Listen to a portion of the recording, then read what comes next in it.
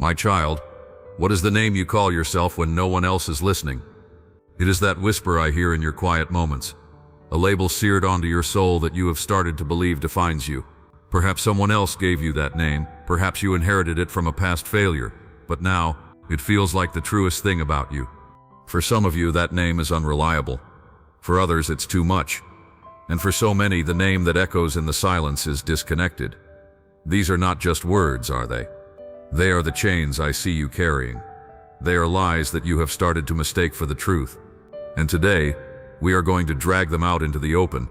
We are going to hold them up to the light of my truth, and I want you to listen, not to the echo of your own fear, but to my direct response. My heart aches when I see the damage these lies cause you. When the lie you believe is, "I am unreliable," I watch as you start to live down to it. You shrink back from responsibility, not because you are incapable, but because you're terrified of proving that lie right. You hesitate to commit to people, to projects, to your own dreams, because that whisper follows you everywhere, saying, "You're just gonna let them down. You always do." So you build a small, safe life, walled in by the fear of your own inadequacy. The weight of possibly failing feels heavier to you than the joy of actually trying. Or maybe your lie is, "I am too much." This one is subtle, and I see how it cuts you deep. You have been told your passion is disruptive, your emotions are overwhelming, or your questions are just inconvenient. So I have watched you learn to dim your own light. You make yourself smaller to fit into spaces that were never meant to contain the magnificence I gave you. You swallow your laugh, you temper your joy, you apologize for the very intensity that makes you you. The lie that you're too much convinces you that your authentic self is a burden. And so you start carrying the exhausting weight of a performance, never showing the world the masterpiece I created. This poison doesn't just silence you, it starves the world of the unique fire only you can bring. And then there is the deepest, most isolating lie of all. I am disconnected. This is not just feeling lonely in a crowd. This is a spiritual chasm you feel between us. You pray, but your words seem to hit the ceiling and fall back down as dust. You read my word, and it feels like a history book about a God who showed up for other people but won't for you. You try to have faith, but all you feel is a deep, unnerving silence where you were promised my presence. This lie convinces you that you're uniquely cut off, that my love is for everyone else, and you're somehow on the outside looking in. It turns faith into a chore, and hope into a fantasy. These lies, whether it's one of them or all three, do more than just hurt your feelings.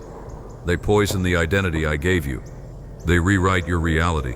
They create a rift between you and the God who knew you by name before you were even born. But that whisper is not the only voice in the room. What if those names you call yourself are counterfeit, forgeries of an identity that was stolen from you? Before anyone called you a failure, before you decided you were too much, before the silence felt so deafening, there was my voice, the voice that spoke you into existence, the voice that called you by your real name. What you are about to hear is not mere opinion. This is not self-help or just positive thinking. This is my invitation for you to listen to a different report, to hear a letter written directly to the part of your heart that has been believing the lies. This is my response. To you, the one who calls themselves unreliable. My child, you have been keeping score, haven't you? Measuring your worth by your own consistency, by your ability to be perfect, and you have found yourself lacking.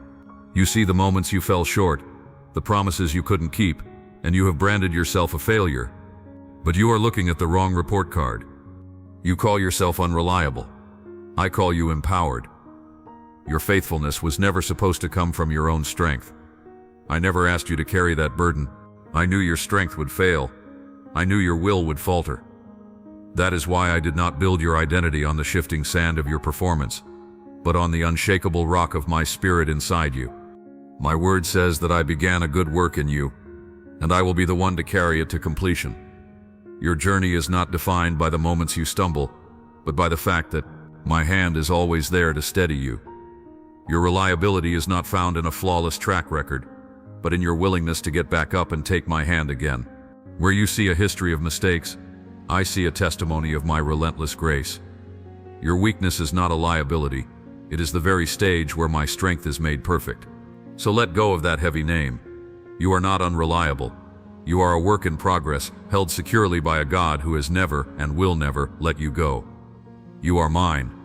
To you, the one who believes they are too much, you have been told to shrink, that your passion is intimidating, your heart is too open, your dreams are too big.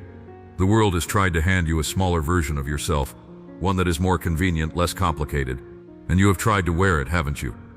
But it never quite fits. It suffocates the very essence of who I made you to be. You whisper to yourself that you are too much. I declare to you that you are fearfully and wonderfully made. Do you really think I made a mistake, that I accidentally poured too much fire into your soul, too much compassion into your heart, too much vision into your mind? That intensity you carry is not a flaw, it is a feature, it is my fingerprint. I did not create you to be palatable, I created you to be powerful. The world does not need another tame, quiet, predictable soul. It needs you. It needs your loud laugh that brings joy into silent rooms. It needs your fierce loyalty that defends the broken. It needs your unapologetic passion that sparks movements. Do not apologize for the space you take up. Do not quiet the song I placed in your heart. What you have been told is too much is exactly the measure I knew the world would need.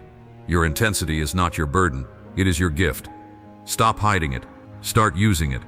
And to you, the one who feels so utterly disconnected, this I know is perhaps the most painful lie of all, because you feel it in what seems to be my silence. You have cried out and heard nothing. You have searched for me and felt only emptiness. You feel abandoned, like a spiritual orphan.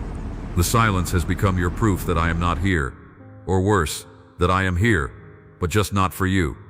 Oh, my beloved child, if you could only see the silence the way I do. You mistake my quiet for my absence, but they are not the same thing. Silence is not a void, it is a sacred space. Sometimes I am quiet because the world has become too loud, and I am waiting for you to grow still enough to hear my whisper again. Sometimes I am silent because I am doing a work in you so deep that words would only get in the way, healing wounds you don't even know you have, strengthening foundations you have forgotten were there. This is not my rejection of you. It is my invitation to a deeper faith, one that does not depend on feelings, but is rooted in the truth of my presence. My promise was never that you would always feel me, but that I would never leave you. And I have not. I am in the very breath you are taking right now. I am in the strength that got you through today.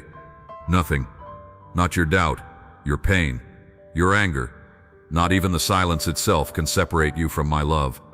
You are not disconnected. You are securely, eternally, and completely held. Lean into the quiet. I am here. I have always been here. This is more than just a nice message. This is my truth fighting for you. It is an invitation to let go of the names that have held you captive. If this resonated with that deep place in your heart, I want you to make a declaration.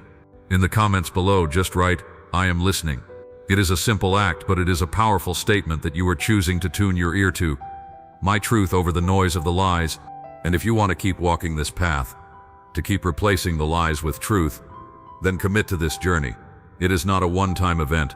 It is a journey we get to take together. The lies you believe feel true, because they are loud and persistent. They have been playing on a loop for years. But my truth does not need to shout. It is quiet. It is eternal, and it has been true since before time began. Hear me today.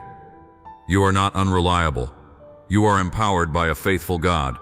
You are not too much. You are wonderfully made for a divine purpose. And you are not disconnected. You are eternally, unshakably held in a love that will never let you go. The invitation from Jesus is still the same today. Come to me, all you who are weary and burdened, and I will give you rest. Let go of the weight of those false names, lay them down, and walk away in the peace and freedom of who you truly are.